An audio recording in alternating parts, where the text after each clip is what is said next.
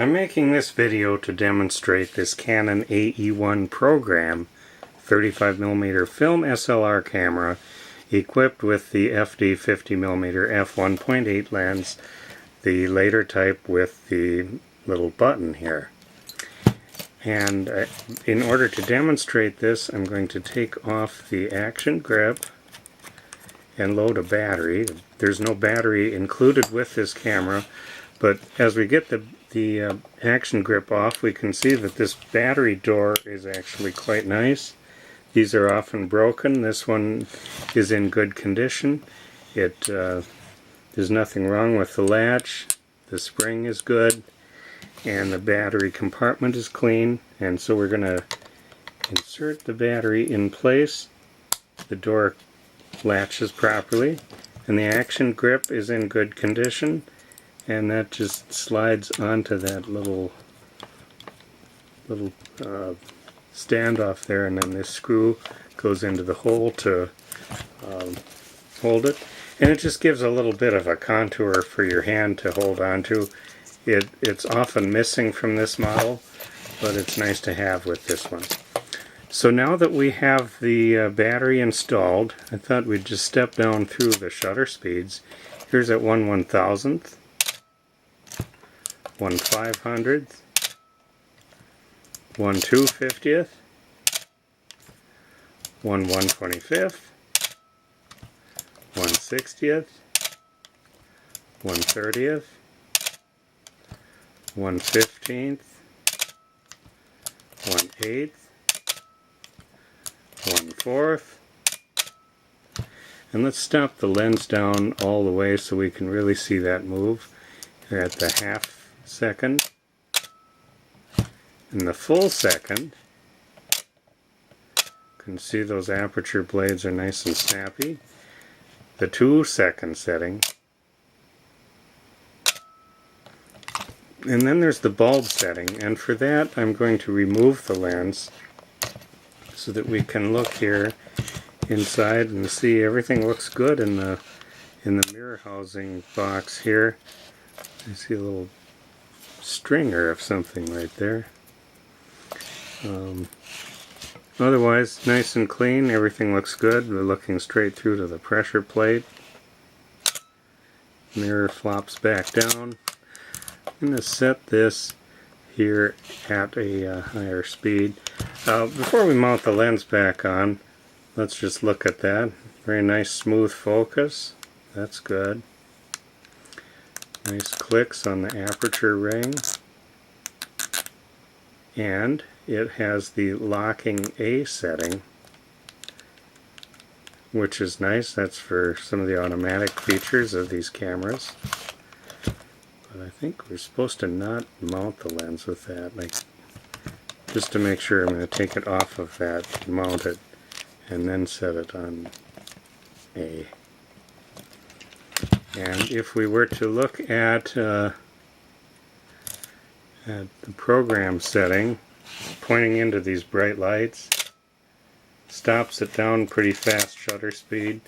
If I take out one of these lights, I saw it was definitely more open. Take out more lights,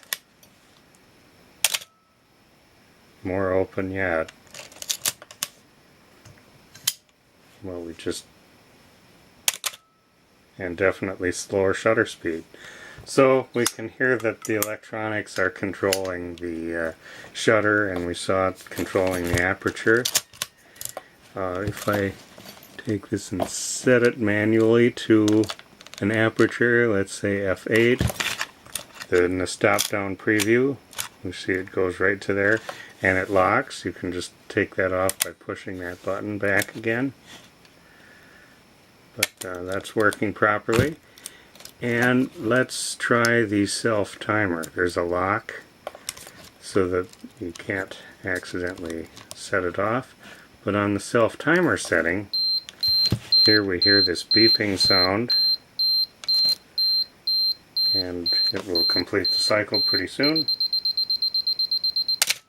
And there we heard that and saw it, so that's nice. That's working well. If we go around the back here, This rubber eye cup is still pliable. Now these are removable. They can be taken off, and lots of these cameras don't have them. One thing is they interfere a little bit with opening the film door, so I'm just going to lift that up so the door can get past it. And everything looks nice and clean inside here. There's the film advance. Well, I've got to take that off the self-timer. And I'm going to set it on the bulb so we can watch these curtains. Open, close, open, close, nice and quick and working well. Film transport over here is looking good. If we move over here to the film door, really no residue along these door edges, and this foam doesn't feel sticky to me. So light seals seem pretty good on this camera. Door closes properly. Nice rewind crank. We set the ASA over here all the way from 12 up to 3200. I'll set it at 200, that's a common setting.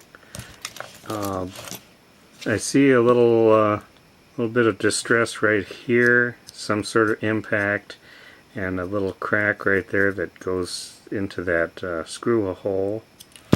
So it took a little bit of a shot right there. It looks like it's just cosmetic.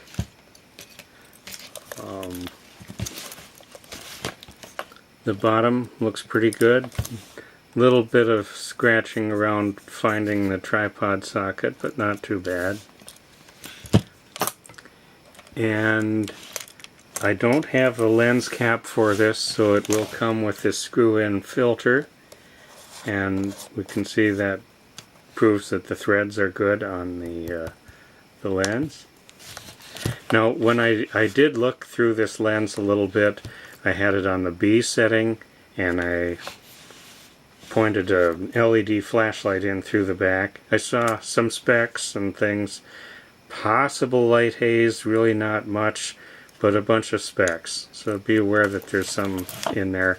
And every one of these Canon lenses that I've looked at has had a bunch of specks.